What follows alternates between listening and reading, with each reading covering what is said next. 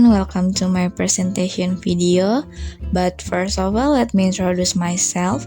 My name is Silvia Agustina with my last 3 digit of NPM is 172. So now I'm going to present about chapter 12, International and Comparative Employee Voice.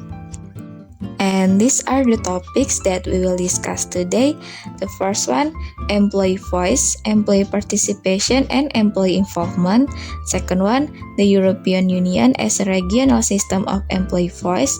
Third one, employee voice in advanced industrialized economies. Fourth, managing employee voice in industrializing or developing economies. 5, case study, and the last one is conclusion. So let's start to the first topics, which is employee voice, employee participation, and employee involvement. Employee voice refers to how employees participate in decision-making at work. This can take two main forms. The first one, employee participation, and the second one, employee involvement. Employee participation involves sharing decision-making power between employees and management, often through mechanisms like unions or work council. On the other hand, employee involvement focuses on soliciting employee ideas and opinions to improve organizational performance, with management retaining final decision-making authority. Employee participation typically deals with significant organizational matters such as wage and working hours, while employee involvement is more about enhancing performance through employee creativity and commitment. Employee participation initiatives often originate from laws or unions, while employee involvement practices are frequently introduced by management. Employee participation tends to give more direct power to employees, while employee involvement involves more indirect participation through representatives like trade union officials. While both employee participation and employee involvement contribute to employee voice, employee participation usually provides a stronger platform for employees to influence decisions at work. The next topic, the European Union as a regional system of employee voice. The European Union has rules about how employees can have a say at work, known as employee voice. Unlike global rules, the European Union has its own law on this. This law makes it mandatory for employers in European Union countries to involve employees in decision-making. The European Union's law have evolved over time, starting with specific rules on certain situations like collective redundancies to more general guidelines on information and consultation. However, these laws haven't created a uniform approach to employee voice across the European Union. One reason for this is that each European Union country has its own view on employee participation. Some countries strongly support it, while others are more hesitant. This leads to differences in how these laws are applied nationally. These differences in implementation weaken the impact of European Union laws and prevent a common approach to employee participation. Even in multinational companies operating across the European Union, structures like European Works Council often don't effectively involve employees in decision-making. The next topic is employee voice in advanced industrialized economies. In some countries with advanced economies, there are two main approaches to how employees can have a say at work. First, voluntary system, and the second one is mandatory system. For the voluntary system, in countries like the UK, US, Australia, and Canada, employers mostly decide how employees can participate in decision-making. There's limited legal regulation, so it's up to management to involve employees. Usually, this involvement is more about keeping employees informed or getting their suggestion, rather than giving them real decision-making power. And for the mandatory system, in other countries like Germany, France, and Spain, laws require employers to establish mechanisms for employee participation. These countries have a long history of promoting employee involvement in decision-making, often separate from union negotiation. In this system, employee representatives have more control over decision-making and there's a stronger culture of employee participation.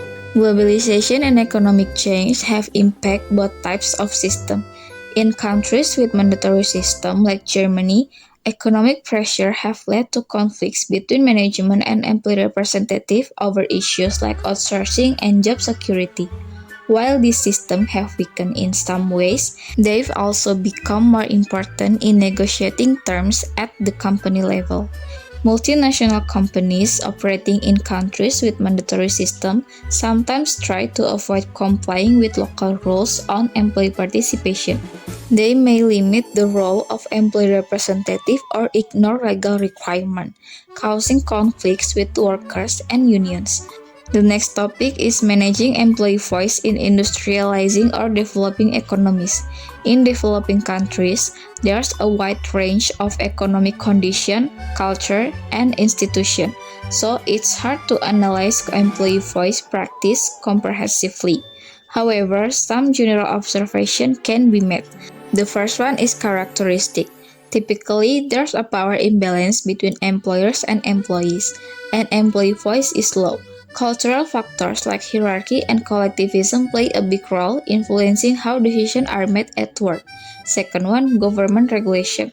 Some developing countries have laws mandating employee voice, but these rules might not be fully enforced due to weak institutions.